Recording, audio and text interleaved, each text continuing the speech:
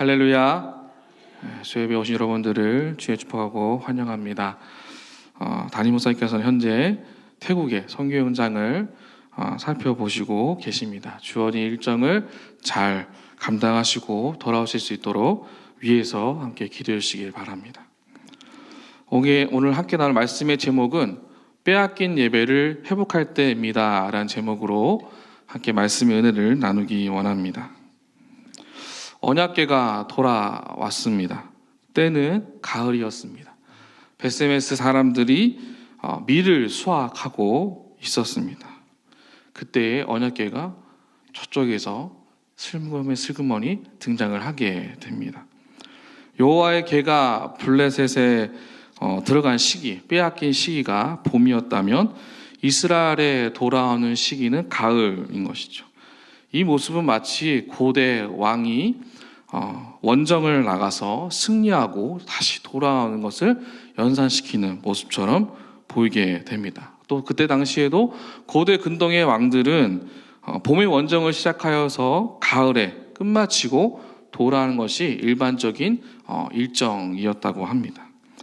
그렇게 여호와의 궤는 블레셋에 끌려간 것이 아니라 이스라엘을 위해서 싸우고 블레셋과 그 상황 속에 있다가 다시 돌아오는 장면, 그 장면으로 오늘 우리 본문에게 다가오게 됩니다. 그런데 오늘 본문에 독특한 장면이 하나 있습니다. 그것이 무엇이냐면 16절입니다. 여러분 16절 잠깐 보실까요? 16절을 보시면 블레셋 다섯 방백이라는 사람이 등장을 합니다. 이 다섯 방백이 여호와의 궤를 그냥 보내지 않고 블레셋 온 성에 나타난 재앙이 하나님이 내린 것인지 아니면 우연히 발생한 천재지변인지 확인을 하려고 합니다. 궁금한 거예요. 확인해보고 싶은 거죠. 실험을 하듯이 확인을 받고 싶어 했다라는 것을 성경은 굉장히 친절하게 다 보여줍니다. 설명을 해줍니다. 그리고 6장 7절에 어떻게 하냐면 새 수레를 이렇게 장만을 하는데 한 번도 멍에를 메어보지 못한 암소, 그 두 마리의 암소를 선택하여서 수레를 끌게 합니다. 그것이 오늘 저희가 읽은 본문 6장 7절에 나와 있습니다. 그렇게 그 수레에 언약궤를 싣고 속건제를 드릴 만한 금보물을 궤 옆에 두고 그 소들이 베세메스로 올라갈 수 있는 길목에 둡니다. 여러분 잘 아시겠지만 한 번도 멍에를 메어보지 못한 소가 사람의 인도를 받지 않고 목적지까지 도달할 수 있을까요? 없을까요? 제 질문이 어려웠나요? 다시, 한 번도 멍에를 메지 못한 소가 자기가 알아서 내비게이션을 켜고 운전하듯이 알아서 베세메스로 이동할 수 있을까요? 없을까요? 예, 감사합니다. 없습니다. 멍에를 메어보지 못한 소는 사람에게 훈련받지 못한 소는 그렇게 갈 수가 없어요. 어떻게 있을까요? 일반적으로 그 자리에 서 있죠. 움직이지 않아요. 인도하지 않으면 갈 수가 없어요. 소의 본능을 따라서 걸어간다? 있을 수 없는 일이죠. 그런데 6장 9절을 보실까요? 거기 보시면 만일 궤가 그 본지역 길로 올라가서 베세메스로 가며 이 큰 재앙은 우리에게 내린 것이 아니요 우리를 친 것이 그의 손이 아니 우연히 당한 것이죠 알리라 하니라 라고 말하였던 이 블레셋 사람들의 고백이 16절에서 확인이 되어지는 것이죠. 오늘 본문에서 확인이 되어지는 거예요.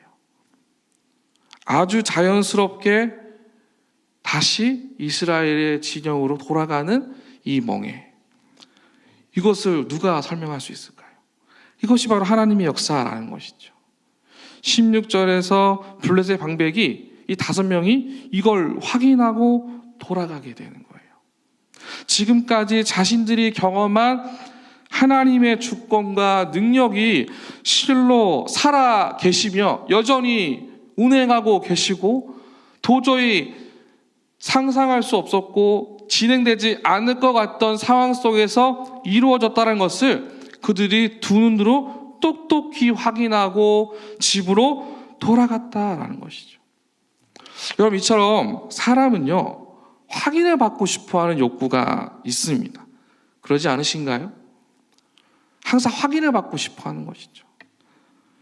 하나님은 그렇게 확인받고 싶어하는 우리에게 끝까지 의심하고 또 확인하고 싶어하는 연약한 인생들 가운데 하나님에 대한 지식을 철저하게, 우연이 아니라 상황과 사건을 통해 확인시켜 주신다라는 거예요.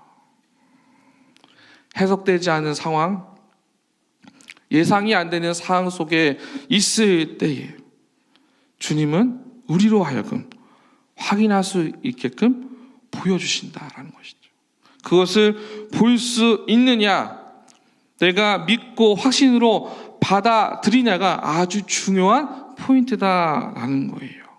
사랑하는 성도 여러분, 오늘도 하나님은 이 자리에, 이곳에 우리와 함께 하심으로 우리 가운데 하나님의 놀라운 인도하심과 계획하심, 또 기도를 통하여 확인케 하신 줄로 믿습니다.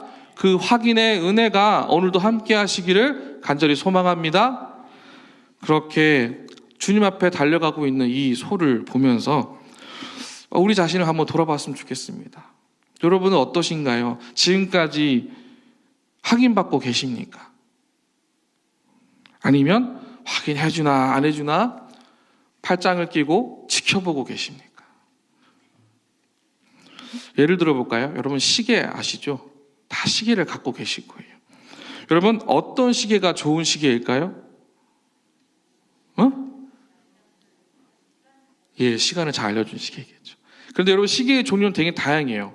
가벼운 시계, 손목 시계, 또 어때요? 우리가 이렇게 보면은 아주 이쁘고 디자인이 좋은 시계가 있으시죠? 왜 없는 것처럼 보시는 거예요? 다 있으시잖아요. 디자인이 이쁜 시계도 있고, 또 때로는 고급스럽고 막 엄청 가치가 큰 명품 시계도 있어요. 편하게 쓰고 싶은 가벼운 시계도 있어요. 근데 지금 방금 저에게 말씀하신 것처럼 시계는 자기의 존재 이유가 어때야 돼요? 정확해야 돼요. 아무리 좋은 시계여도 시간이 안 맞으면 쓸모가 있을까요? 없을까요? 네, 쓸모 없어요. 한쪽에 처박아 두겠죠. 시계는요, 명확해야 돼요. 정확한 시간이 정확하게 나타나지 않으면 좋은 시계도 쓸모가 없다는 것이죠. 여러분, 하나님의 확인은 정확하다라는 거예요. 형식적이지 않고요, 가볍지 않으시다라는 거예요. 내가 방향을 잃었을 때, 내가 가졌던 목적, 그 목표가 잠시 사라졌을 때 하나님은 정확하게 나로 하여금 이쪽으로 가야 한다라고 확인을 항상 해 주신다라는 것이죠. 언약궤를 빼앗긴 이스라엘에게도 돌려보내면서 확인하려는 블레셋에게도 주님은 정확하게 보여주신다라는 거예요. 무엇을요?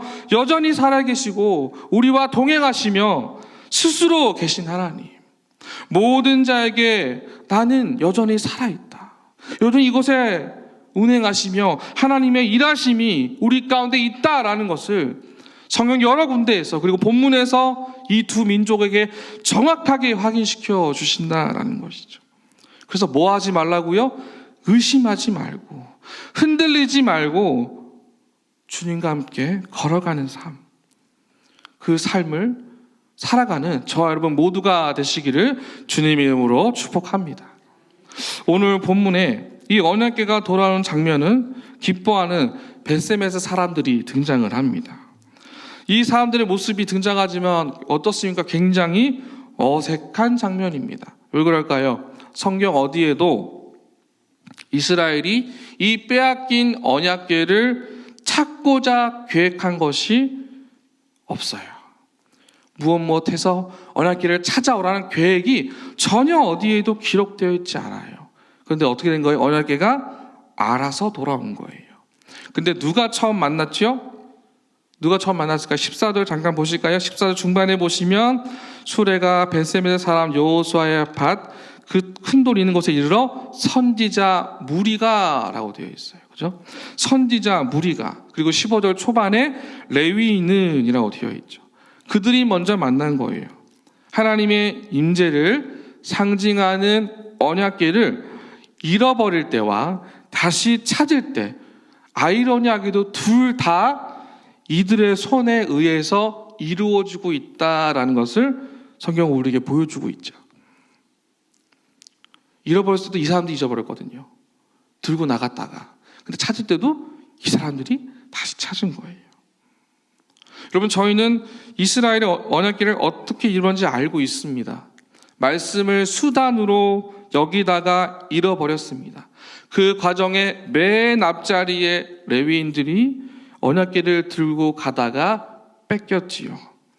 그리고 언약궤가 귀환한 지금 사무엘서 저자는 이 언약궤가 선지자와 제사장에 의해 영접되는 장면을 한 번 더 보여주므로 무엇을 말하고 있는가? 이 언약궤는 여전히 무게감 있게 다루어져야 한다라는 교훈을 한 번 더 제시합니다.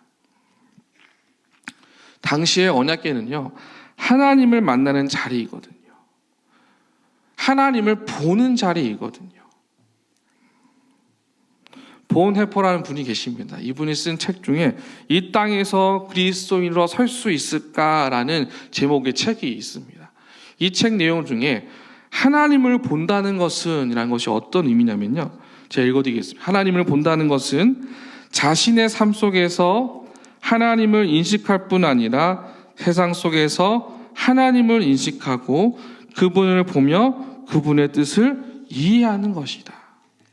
우리가 하나님을 바라본다는 건 그저 내 생각 속에 갇혀 있는 것이 아니라 그분의 인식 가운데 하나님을 인식하고 그분을 바라보며 뜻 가운데 서 있다라고 본헤프는 이야기를 하고 있습니다. 지금 벳세메스 사람들이 하나님을 만나는 자리, 하나님을 만날 수 있는 언약궤를 지금 만나게 되었어요. 그리고 그들이 한 첫 번째 행동이 15절에 나와 있거든요. 함께 같이 우리 15절에 같이 읽도록 하겠습니다. 같이 읽겠습니다. 시작. 레위인은 여호와의 궤와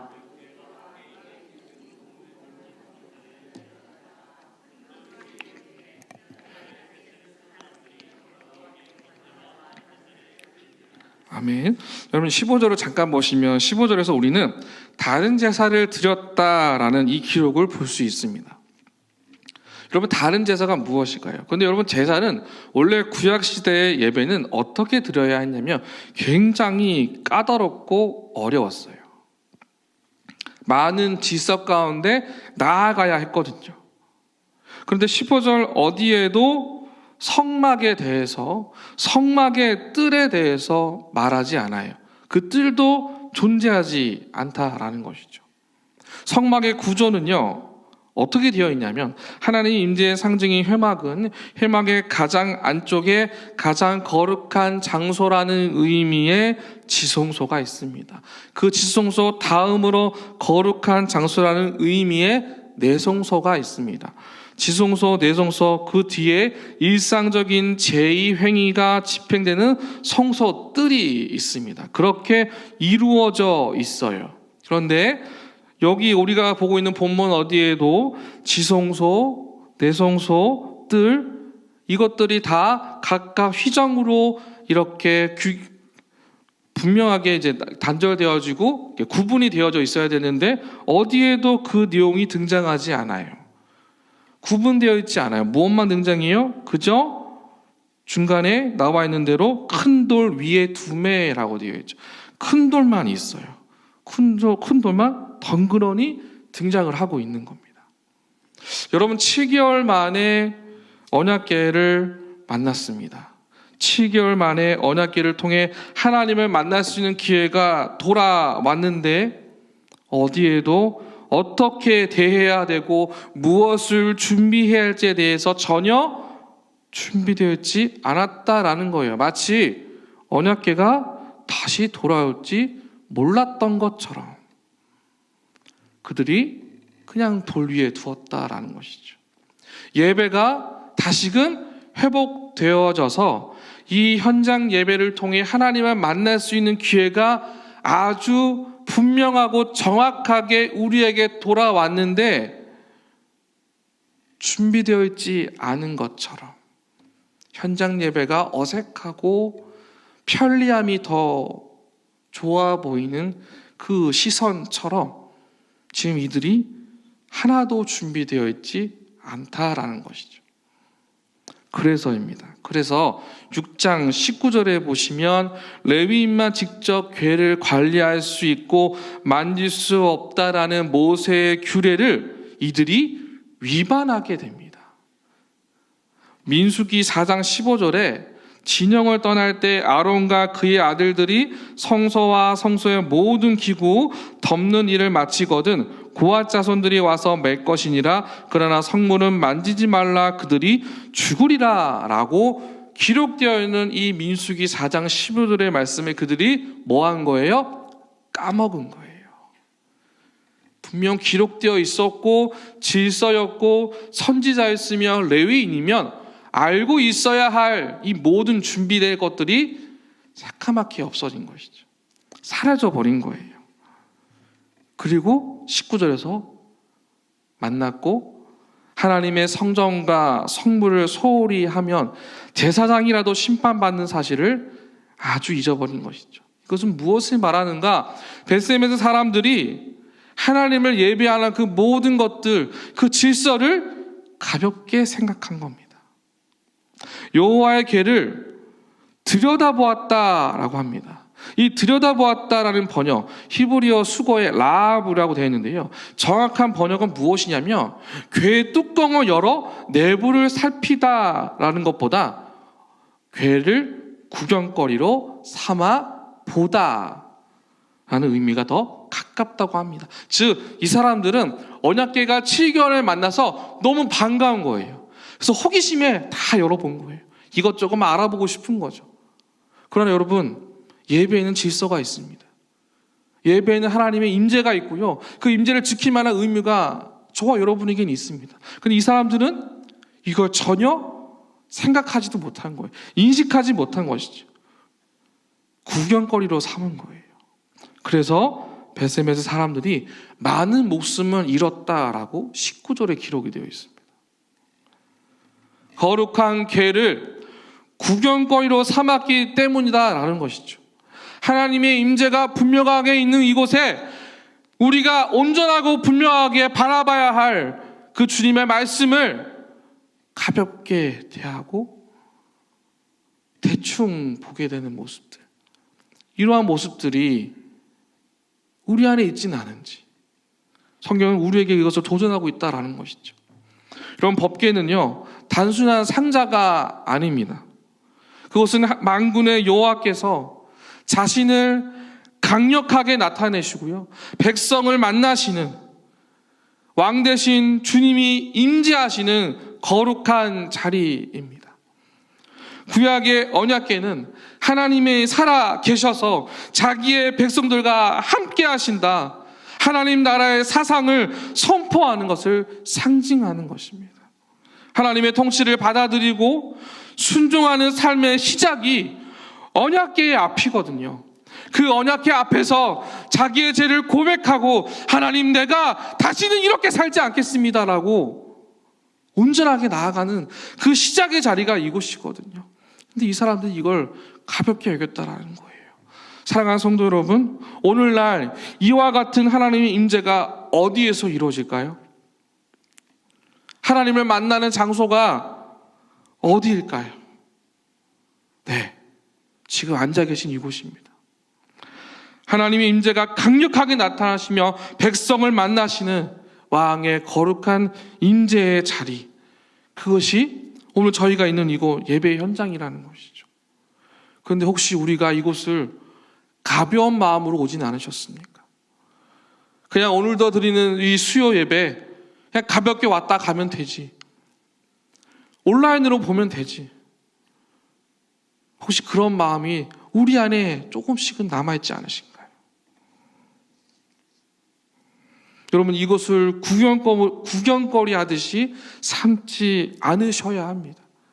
가볍게 여기지 않으셔야 합니다. 이곳은 하나님의 임재가 있는 왕대신 주님이 저와 여러분을 만나는 자리인 줄로 믿습니다. 그렇다면 우리가 이 예배를 무게감 있게 바라보며 주께로 나아가야 한다라는 것이죠. 가볍게 생각할 수 없어야 한다라는 거예요. 빼앗긴 예배를 회복할 이유는요, 여기에 있습니다. 우리가 먼저 잃어버린 예배의 무게감 있게 가지고 있어야 잃어버린 성도를 향해, 이 나라와 이 민족을 향해 교회가 사회에게 줄 수 있는 복음을 가치 있게 맑은 물이 흘러가는 것처럼 보내줄 수 있는 것이기 때문입니다. 저 여러분의 삶 가운데 예배자의 삶, 여전히 우리의 주변에 있는 이 현장의 예배가 강력하게 임재할 것이고, 많은 사람들이 모일 수 있는 이곳을 여전히 빼앗기고 있는 형제 자매들이 우리의 주변에 있다면 그들에게 권면하셔서 빼앗기지 말고 다시금 돌아오는 그 은혜를 누리시기를 주의 이름으로 축복합니다. 전하고 주장하십시오. 예배의 현장에 하나님이 함께 하심을 강력하게 외침으로 우리는 다시 이곳에 모일 수 있습니다. 잃어버린 한 영혼이 주께로 돌아오는 것, 그것이 이 아침에 우리의 예배가 되찾아야 할 이유인 줄로 믿습니다. 말씀을 뵙겠습니다. 사랑하는 성도 여러분, 날마다 확인하셔야 합니다. 주님은 오늘도 가볍게 이곳에 오지 않으셨습니다. 굉장히 무게감 있게 이곳에 찾아오셨습니다. 하나님의 인재가 임하는 이곳을 무게감 있게 대하고 이 예배를 묵상할 때마다 우리 자신을 확인할 수 있도록 인도하신 하나님, 그 주님을 만나는 축복이 날마다 함께 하시기를 간절히 소망합니다. 오늘도 주님은 스스로 계심을 증명하시고 살아 계심으로 말도 안 되는, 기대되지 않은 상황 속에 이곳에 찾아오신 줄로 믿습니다. 그렇다면 환경 탓할 수 없게끔 우연이 아닌 성도의 견인처럼 끝까지 인내하시며 찾아오시는 그 주님의 손길을 우리가 붙잡고 이 손을 내 주변에 있는 잃어버린 그 한 사람에게 전할 수 있는 그 은혜, 내가 작정한 나의 오이코스에게 전해질 수 있는 그 은혜가 우리까지 함께 하시기를 간절히 소망합니다. 여러분, 하나님이 택한 성도가 때가 되면 회개케 하여 다시 원래의 상태로 돌아오듯이 최종적으로 은혜의 상태로 주님은 회복하실 겁니다. 이 능력은 성도 우리의 믿음이 아니라, 우리의 능력이 아니라 하나님의 크신 사랑에 있는 줄로 믿습니다.